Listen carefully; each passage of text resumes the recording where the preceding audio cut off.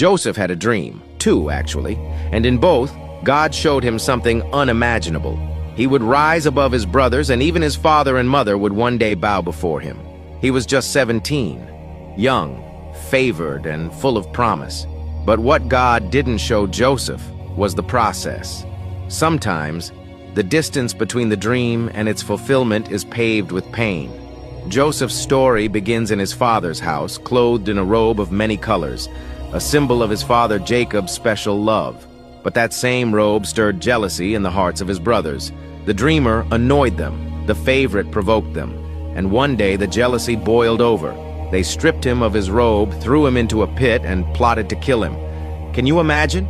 Betrayed by your own blood, rejected, abandoned, alone in a pit with nothing but the sound of dry earth and betrayal echoing in your ears. But God wasn't finished. Instead of killing him, they sold him to passing traders. Just like that, Joseph went from favorite son to a slave on his way to Egypt. And it would have been easy to believe the dream was dead, but God had only just begun. In Egypt, Joseph was sold to Potiphar, a high-ranking official in Pharaoh's court. And there, something surprising happened. God was with Joseph, even in slavery, even in a foreign land, even in pain. And because of that, Joseph prospered. Potiphar noticed the favor on Joseph's life and placed him in charge of everything he owned.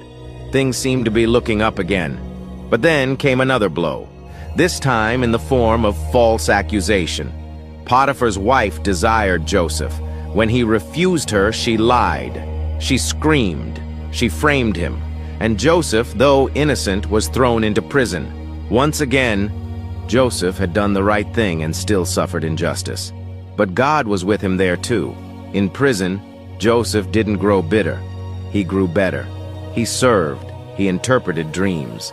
And one day he interpreted the dreams of two men who had once served in Pharaoh's court, the chief baker and the cupbearer. To the baker he gave a sobering word of judgment. To the cupbearer he gave a message of restoration. And Joseph's only request? When you are restored, remember me. But the cupbearer forgot. Joseph sat in that prison for 2 more years. Forgotten by man, but never forgotten by God. Then one night, Pharaoh had a dream. 2, in fact, just like Joseph once had. And no one in Egypt could explain them. That's when the cupbearer finally remembered the Hebrew slave who interprets dreams. They pulled Joseph from the prison. He shaved, changed his clothes, and stood before the most powerful man on earth. Pharaoh said, "I hear you can interpret dreams." And Joseph, still humble, still faithful, replied,